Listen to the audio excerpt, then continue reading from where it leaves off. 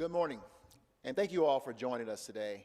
With me today are our city safety leadership, Deputy Mayor and Executive Director of Public Safety Murphy Robinson, Police Chief Paul Pazin, and Denver Fire Chief Desmond Fulton, and of course our Sheriff Elias Diggins.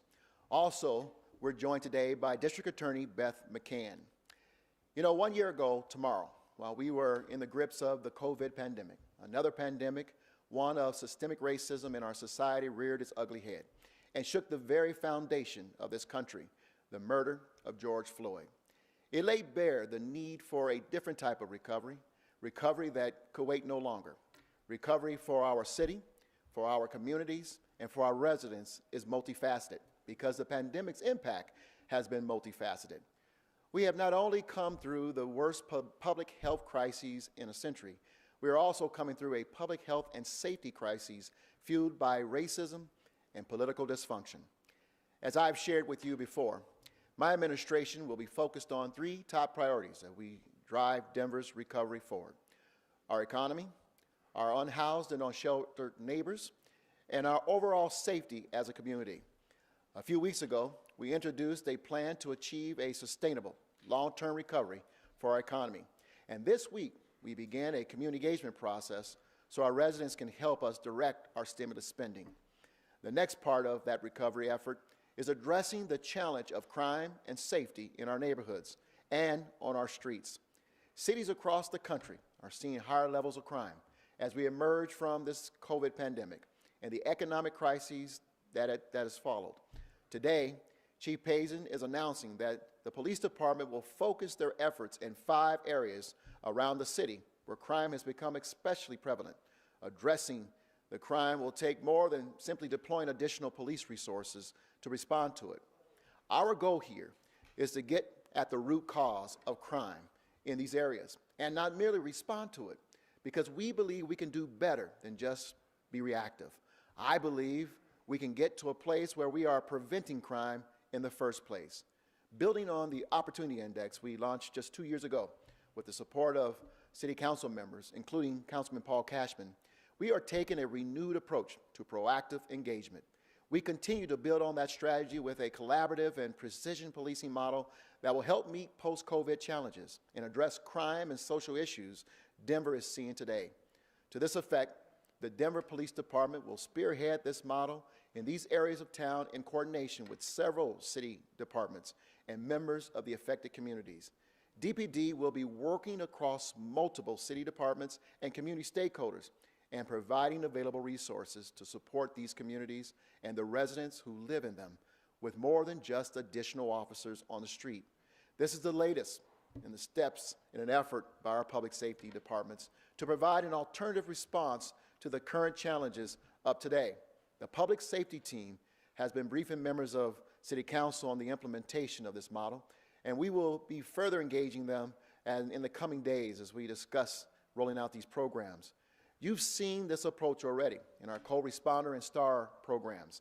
Again, this is the latest step we are taking not only to improve public safety, but also to improve policing in our city, a space in which, under my administration, Denver has been a national leader.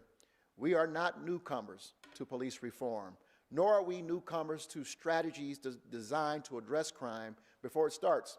In Denver, our police department is among the most innovative in the country when it comes to reforms. Reforms initiated by this administration nearly a decade ago under then Police Chief Robert White, who was reimagining policing before the term became popular. Many of the changes being made in other cities have been underway in Denver for years. For example, body-worn cameras, one of the first cities in the country to require patrol officers, all patrol officers, and off-duty officers to wear body-worn cameras.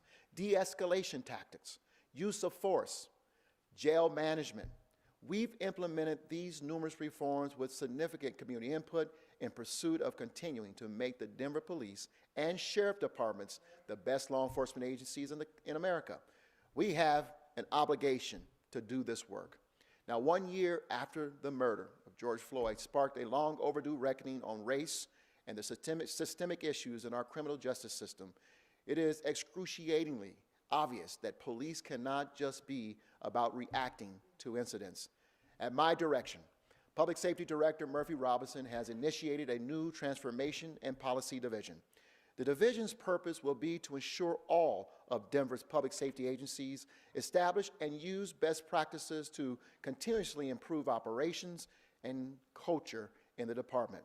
The Transformation and Policy Division will partner with stakeholders representing diverse community perspectives to build and nurture trust, both internally and externally, and follow through on equitable actions in policy and operations.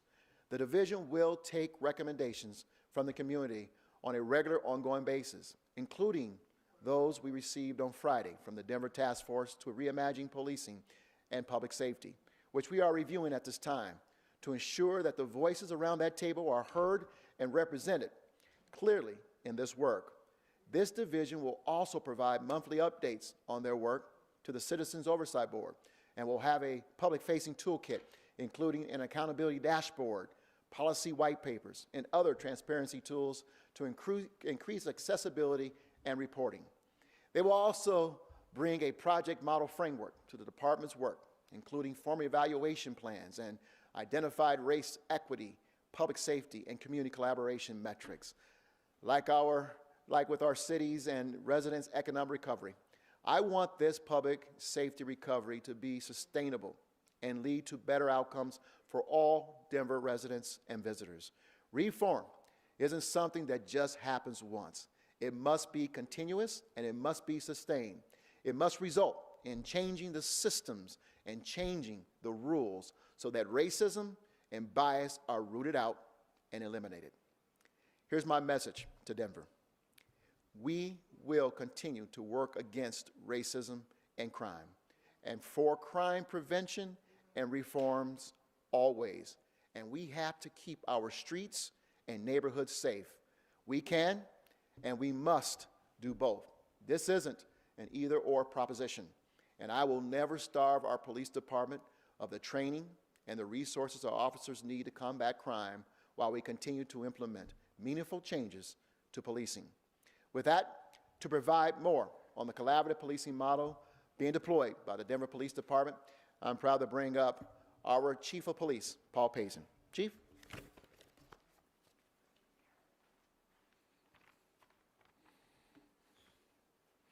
Hello, everyone. Like you, I'm happy to see that our community is moving in the right direction as we recover from the pandemic. I appreciate Mayor Hancock's leadership during this challenging time. However, unfortunately, one issue that is not heading in the right direction in our city is violent crime, particularly in 5 hotspot locations throughout our city. As you can see from the slide provided, 1.5% of our landmass, excluding Denver International Airport, accounts for 26.1% of the homicides that we've had in 2020 and 49% of all of the shootings that took place in our city.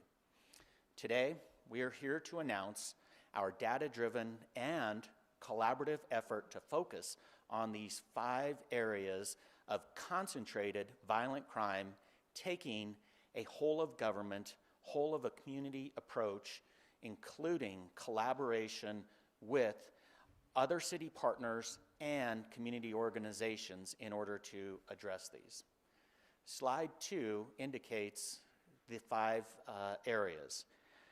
Generally, they surround Federal and Alameda, Colfax and Broadway, Colfax and Yosemite, 47th and Peoria, and MLK and Hawley.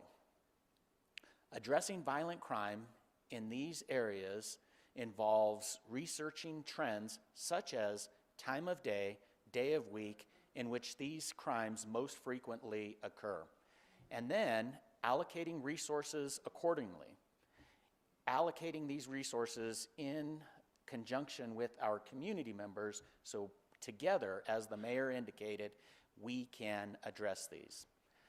Slide number 3 is an example of one of the hotspot locations.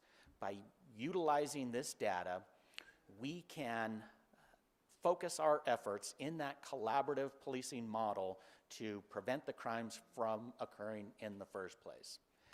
Now, highlighting these 5 areas, I want to be perfectly clear that we are not serving as an indictment to the residents or the business owners in these areas, but rather committing our efforts as a city, as a community, and as a police department to reduce violent crime in these areas, to help these residents and business owners improve their safety. Slide number 4, we would like to highlight and draw attention to the partnerships. The Denver Fire Department, DEDO, Denver Office of Economic and Development, DOTI, Human Services, and GRID, partnering with the police department and our residents is how we utilize these strategies.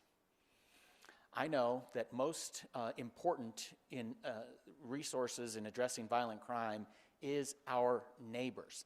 They are the eyes and ears. They are the folks that can help us connect with faith-based groups and the entire neighborhood so we can partner together to utilize these evidence-based approaches, high visibility patrol, partnering with mental health professionals in order to address the crimes that we are seeing and hold individuals that are creating harm for our community while supporting individuals that need assistance.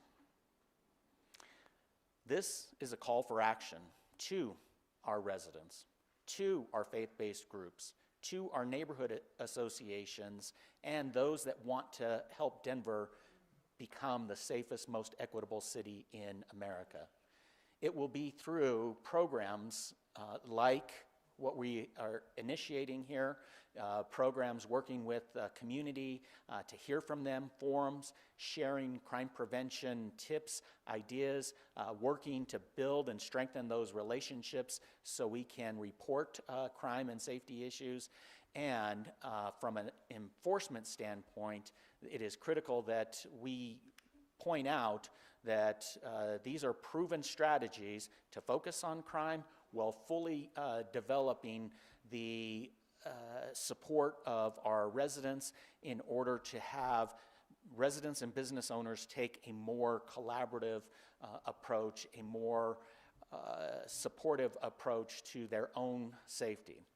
Utilizing the community policing strategies like high visibility patrol. This would include foot patrol, it would include bike patrol in these neighborhoods, getting officers out of cars. We can connect with people, we can disrupt the crime patterns to deter criminal activity from occurring in the first place.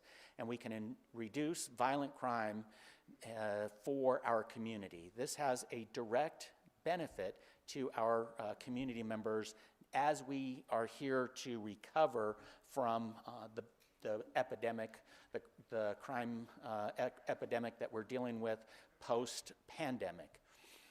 Crime in these hotspots, by us being able to more effectively free these up, this allows officers to to respond quicker to other crime issues throughout the city, thus improving public safety for all of our residents, all that live, work, and play in our city. And with that, I'd like to introduce Executive Director of Public Safety, Murphy Robinson. Murphy. Thank you so much, Chief Pazin. And I want to thank the Mayor, Council President Gilmore, and the Chair and Vice Chair of the Safety Committee for City Council,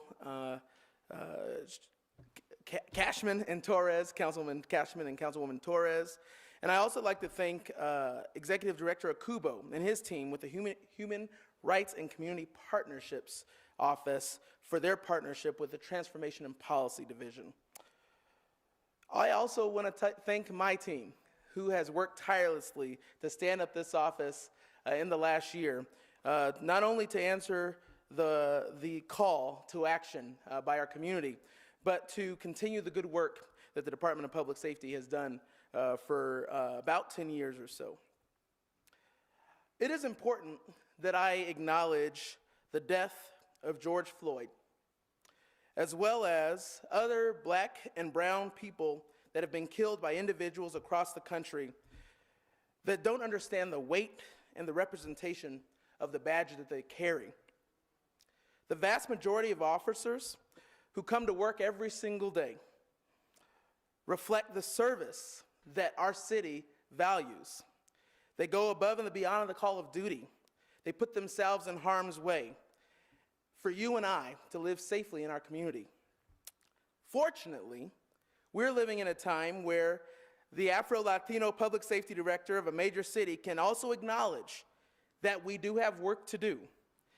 And the killing and the treating of people differently because of the color of their skin and economic status will no longer be tolerated. I speak for a majority of those in law enforcement when I say we want to and we need to stand in the gap to make lasting improvements to a system that has historically maintained disproportionate bias toward people that look like me. So in Denver, we seek to establish change that will be long-lasting, and that change is highlighted in 4 major areas in the Transportation and Policy Division in the Executive Director's Office. That is community collaboration, alternative service delivery, transformative culture, and accountability, last and not least.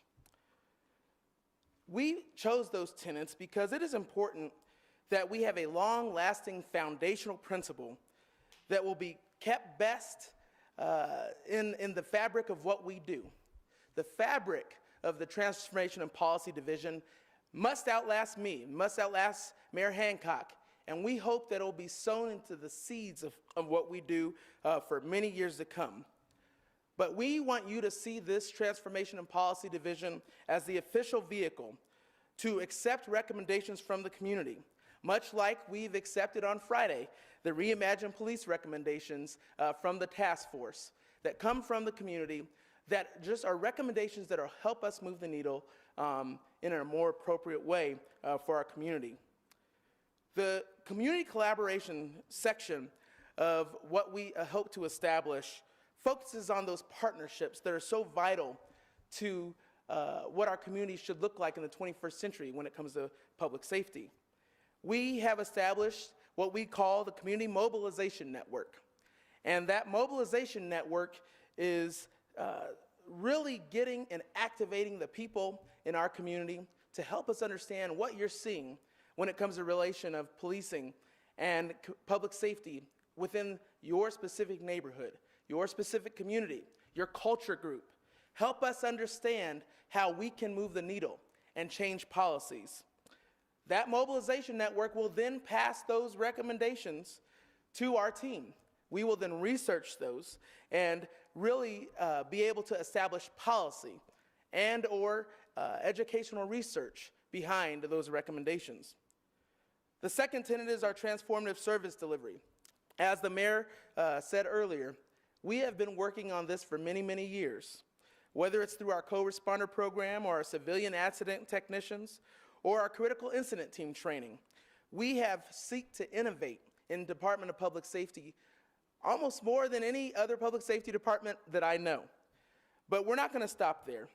With our alternative service delivery models that we have implemented even in the last year, whether it be our early intervention team or a high resource utilizer program or our STAR program, we seek to see how we can transform the way we deliver service to our community, whether it be responding to a person in crisis or helping someone across the street. We want to understand how we can really deliver service to you and make sure that it's not always a law enforcement response when necessary.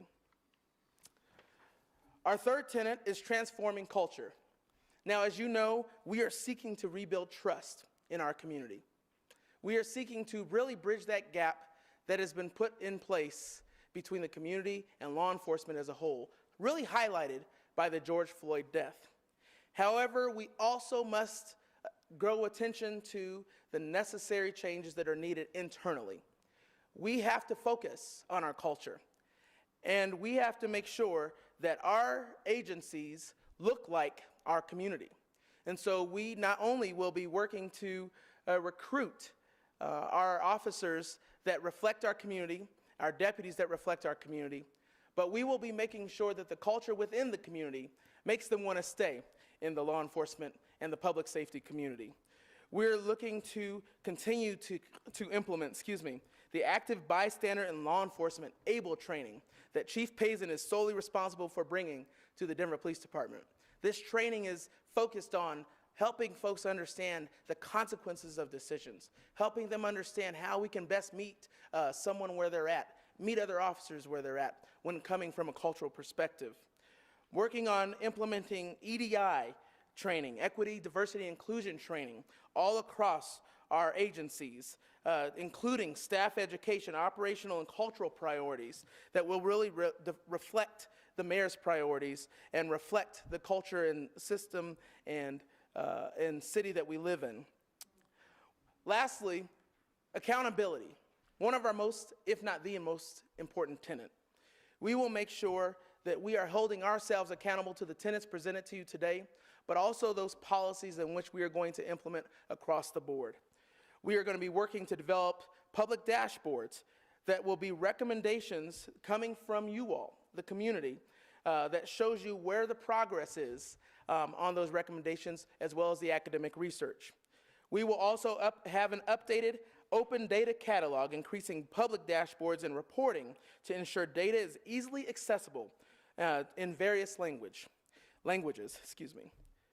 We will also be meeting with the Citizens Oversight Board, the Mayor's Office, and City Council on a monthly and reoccurring basis to track the progress in all identified areas that we need. And so I'm looking forward to implementing these progress changes in the transformation policy area, but it's important to note that we can't do this alone. It's not going to just take the Department of Public Safety. It's not going to just take a task force of reimagining the police and public safety. It is going to take us as a community as a whole to really change the needle and lead the nation in what transformation of policy for the Department of Public Safety looks like in the 21st century. With that, it is my honor to bring up the Honorable Beth McCann, our District Attorney. Thank you, Murphy, and I want to take a moment just to thank our mayor and his public safety team for taking these bold steps to really address some of the issues that we've all been struggling with over the last year following the death of George Floyd. It is important for us as a community to really work together and try different approaches to policing and different approaches to law enforcement. So I commend the city for really taking the initiative to work together on these challenging and difficult issues. I want to emphasize that as Denver's district attorney, my office is fully cooperative with the police department and with the public safety department in making sure that we are keeping Denver safe as Denver works to recover from the pandemic. We are committed to hearing your voices, working with the community as well, and to understand that it is important that our community be kept safe so that we can all continue to live and prosper here in our wonderful city. We have returned to in-person trials in the court system here in Denver. We have been doing trials since April 5th. We continue every week to be in trial in our courts, holding people accountable and making sure that we are fulfilling our requirements and duties as the Denver Prosecution Office. We also are working very hard on our backlog of cases. As you probably know, during the pandemic, we were not doing jury trials or any trials for that matter in person. So we do have a backlog of trials. We have been focusing along with the courts on violent criminals, violent crimes, and those are the people that we are trying first, and also those people who are in custody. We will continue to collaborate with the mayor and the police chief, as well as the Department of Public Safety and the community to ensure that we do continue to provide reassurance that we are doing everything we can to keep the city safe. I also want to applaud our Public Safety Department for efforts in alternatives to prosecution and criminal behavior in appropriate circumstances. We have also started several programs with the court, including our Restorative Denver program and our Adult Diversion program, to address those who are suffering from mental health issues and substance abuse issues, who really do not need the full weight of the criminal justice system, but rather need to be directed toward services and support so that they can address their individual circumstances with their families.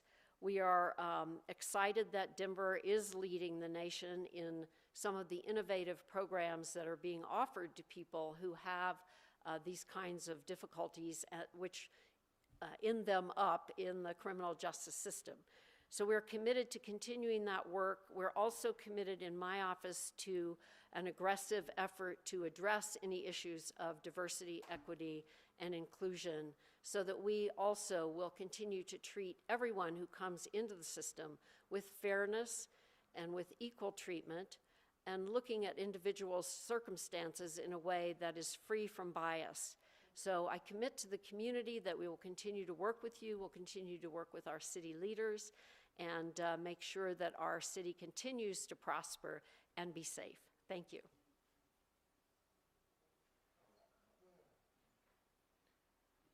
So I want to thank District Attorney Beth McCann for those words. Very important for her to be here. 2 points as we get ready to go to Q&A. I want to just put a pin in as we finish up today. One is the safety department has never stopped working to innovate. One of the values we have is staying in the laboratory. This is not an exact science. We are working to always think of ways that we could better serve the community and keep everyone safe. Extremely important. I hope you heard that today through the various comments that have been made. And then secondly, this is a collaborative model. As I think Director Murphy Robinson said, this has to be a bilateral relationship between the community and public safety. Safety is only as safe as the people in the community engaged to help put more eyes on the community and help us to prevent crime from happening in the first place. So all the agencies being involved. You got the fire department here, Chief Fulton. Firefighters going to be out helping to remove graffiti in the city of Denver. Sheriff is here. He's deployed his and fully staffed his mental health division in the jail system, as well as making sure that he deploys cameras, body-worn cameras inside the jail with deputies. These are kind of things that are continuing to happen, but you can recognize it's across all the agencies in the city of Denver to make us all safe and to improve our efforts. So I just wanted to share those two thoughts with you. Let's go to Q&A and answer questions. Alrighty, thank you everyone for joining us. We're going to start with Vicente from Fox 31. Do you have any questions? I do. Thank you very much for taking my question. This is more for Chief Payson. Can you give us specific examples of what people will be able to see on the sidewalks in front of their homes, and perhaps when they go down to the 7-Eleven, what are police officers going to be doing differently now than what they have been doing in the past? Thank you. Vicente, I think I heard the question, and if I didn't, please make sure that I hit the point that you're trying to make. We are focusing this collaborative policing model with our community to help enhance safety in these 5 areas that are driving violent crime. This looks like police officers with co-responders, with community members from GRID, folks from community reentry, taking an active role in the safety of their own community and establishing, reestablishing, rebuilding the relationships and the trust between our department, the public safety department, and the community that we serve. So it is in these areas during the times of day and days of week that it's most prevalent, partnering with our community, getting out of our cars, engaging in that relationship building with residents and business owners, so together we can keep our city safe moving forward. Vicente, did that answer the question? I'm hoping you can hear me better now. That's a pretty broad brush. I'm looking for something a little more specific. If you can give people who might be watching this or watching our stories later what are we going to see that's different? Are we going to see a police officer get out with a fire department guy or a mental health person? Are we going to see them walking in front of our homes, at bicycles, at 7-Elevens? Can you give us something more specific, sir? Thank you. So you touched on it a little bit there as far as having co-responders and police officers, having police officers and community members engaging in the community policing tenets of getting out of the cars, saying hi to folks. But it does include the fire department helping out residents in those areas, partnering with nonprofits to help on some of the private property improvements that are necessary in these areas.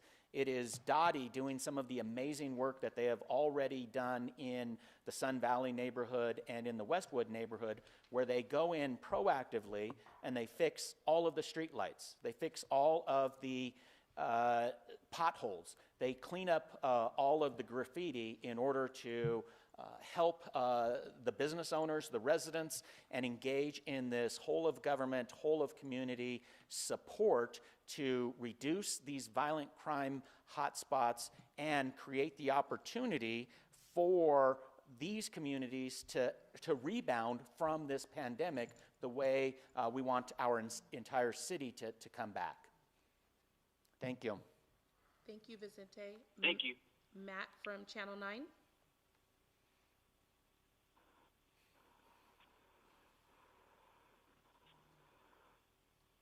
Matt from Channel 9, do you have a question? Alrighty, Elise from Denver Post.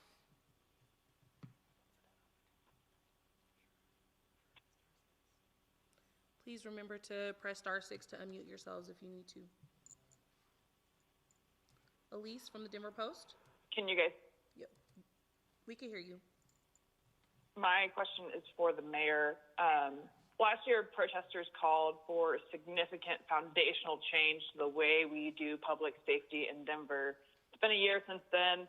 Has that significant foundational change happened? And if so, what specific changes do you think are that change? Well, I hope you heard today that we believe that reform is a continuous process. It's not just a destination that you arrive at and say you're done. This is something that remaining in the laboratory teaches us. We got to keep working and keep trying to adjust and do better as we have challenges in the community, but also as we breathe success. So foundational change, I think you already see Denver already taking the lead on some of those areas. Our STAR program, co-responder, some of the first in the nation to do the sort of things that we are doing. Reviewing and doing deep dives and wholesale changes on our use of force policies within the jail, reforming our entire sheriff and jail system. And we're not done. As Director Murphy Robinson pointed out, civilianizing key areas of our public safety department. So we free up officers to be more engaged, the proactive policing that the chief is talking about. And the training that we're moving toward in terms of the DEI and other areas that we work to bring higher levels of accountability, but more importantly, and as importantly, I should say, equipping our law enforcement with the proper tools to be better partners in the community. And of course, holding everyone accountable. So while we are proud, we're not arrogant. We understand we got much more work to do, and we're going to continue working on it and recognizing that this is a journey, and we're going to work to always try to get better. And so while I'm pleased with the steps we've made, I'm pleased that other cities are calling and asking us, how did you do it? We recognize we got to keep on moving and keep on trying to innovate and get better. So that, to me, is the continuous process of our public safety area and foundational changing. We'll look at some of the ideas that the task force has recommended. There may be some ideas there, because all the ideas don't have to come from within the city. As we pointed out, the community's voice is very important to us. I'll ask if Director Robinson or Chief Payson have anything else to add. Thank you, Mayor. I think it's important to know that the word foundation is key here. A foundation is the element that holds up everything else. And to make sure that we implement something that can literally be sustainable, last for many years to come, is probably the most important element of this change that I wanted to make sure we saw implemented. I think for many years, our city has done a fantastic job in being the first in many areas, whether it be co-responder or be alternative policing. But one thing that my department my office did not focus on for many years was to how do we follow up on that? How do we engage and make sure the community understands everything we're doing? And so setting that foundation is what you've heard today. And it's important to know that we are looking forward to having the community be an active participant in what this is going to look like in the future. Thank you, Elise. Colleen from AP.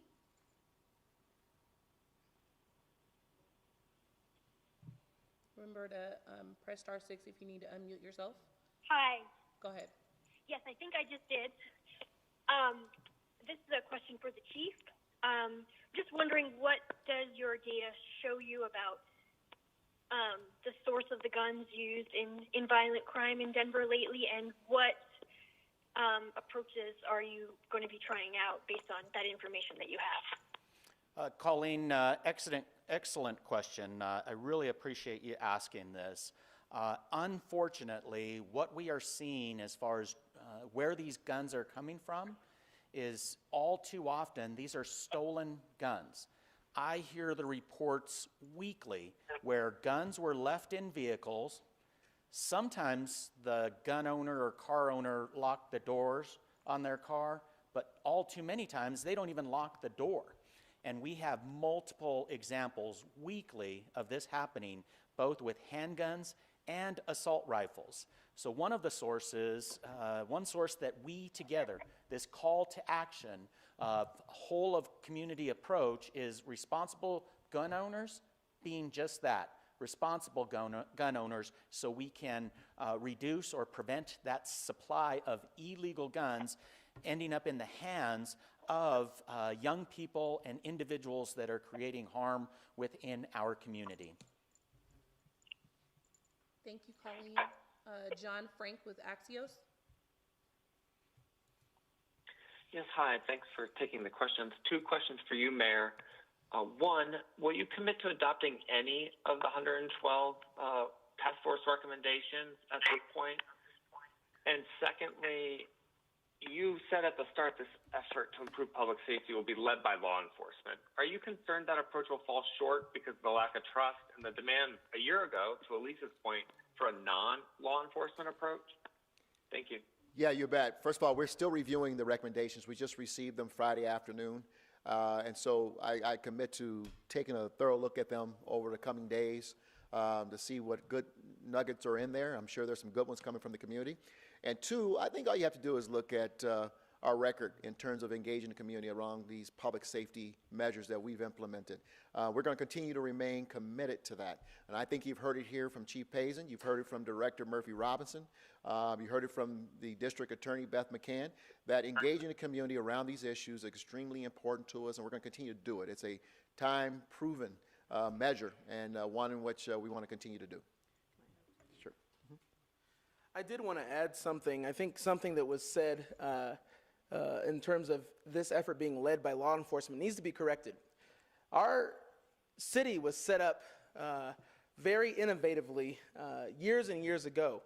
The Executive Director of Safety leads all agencies. However, my position, the very foundation of my position, is set up so that the chiefs have oversight.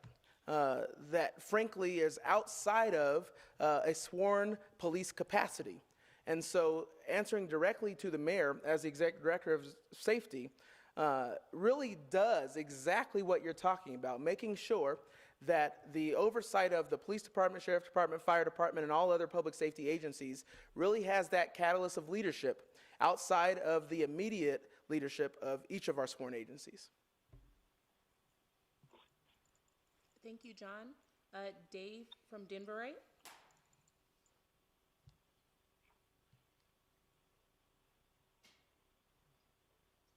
All right, Dave, just make sure you *6 if you're still on the line and you have a question.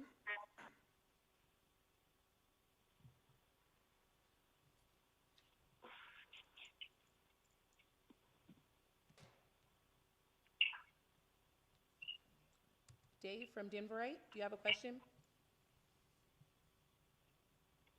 Is there anyone we missed? This is Matt Diablo from South Line. ahead, Dave.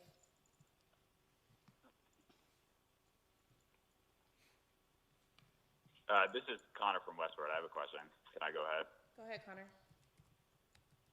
Okay. Yeah. So the 5 hotspots where there's increased violent crime. How different are those percentages that you showed in the slide from previous years?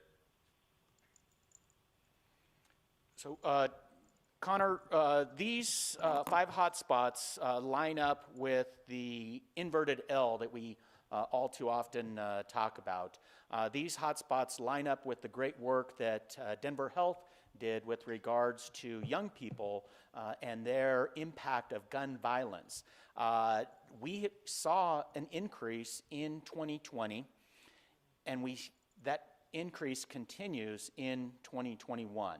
So we are utilizing these evidence-based approaches to address the violence, but too often there's a void that's created, and that's where working together with community, listening to what our community and what folks that want to reimagine what public safety looks like are engaging with community so they can take ownership of that void, that we can fill that void, and we can do it in a collaborative way that's focused on economic support, on mental health support, on uplifting neighborhoods and helping individuals take ownership of the safety in their communities. So to answer the question, we saw an increase in 2020 in these 5 areas, and that increase continues in 2021. I just got a quick follow-up. I mean, so increase, are we talking like 5%? Are we talking 50%? I mean, increase is very broad. So double-digit increases in both homicides and in shootings against the 3-year baseline. Year to date, we're at 23% increase, and my paperwork is here in the back, so I can get you some more details on this. But actually, if you could give me a minute, let me grab the paper. I don't want to give you a bad number. Doug, it's the last page of that. Hey, Connor, we can also follow up in the media roundtable immediately following this press conference. Oh, yeah, sure. Either way works. Thanks. Thank you. Is there one more question? Matt, did you still want to go from Channel 9? Yes, I did. Thank you very much. Go ahead. Star 6. Last year in Denver and Colorado, throughout the country, really, there was a concerted effort because of the pandemic to depopulate jails. There are some people, criminologists, who believe that accounted in large part for the significant increases in crime throughout the country. Chief Payson, Mr. Mayor, do you believe that's true? Do you believe the depopulation of our jails and the fact that a lot of people are being given personal cognizance bonds and not being put in jail for certain crimes led to our significant increase in crime? And if not, what do you believe has led to the significant increase in crime that is continuing? Matt, really appreciate the question. It's important that we even remember why we're here. What the mayor is talking about is rebounding from a global pandemic. And our world shifted 14 months ago. It shifted yet again 12 months ago. And we saw numerous challenges. But why we are here is about the collective effort to rebound as a community. On the economic side of things that the mayor has already announced, on the public safety side that we're talking about today, and in future conversations with regards to housing. It is no secret that the pandemic had a pronounced impact on public safety, on housing, on our economy. But collectively, by coming together, figuring out how we can rebound, how we can do this in a smart way, taking in the community's recommendations on making sure that we're doing this better in the future. What I hear from community members is they want better policing. And you have a commitment from everybody standing up here that we are going to do better moving forward. But in order to do that, we have to work together with community members, faith-based leaders, business owners, whole of government in order to bring Denver back moving forward. Excellent response, Chief. And let me just add, if I could, I'm in communication with mayors all this country on a daily basis. And there's a common thread in those conversations. Every one of us are facing profound exponential increase in crime, particularly violent crime. And the common thread between all of our cities, whether New York to LA, Seattle to Miami, Chicago to Austin, is that we all dealt with the profound impacts of a COVID pandemic.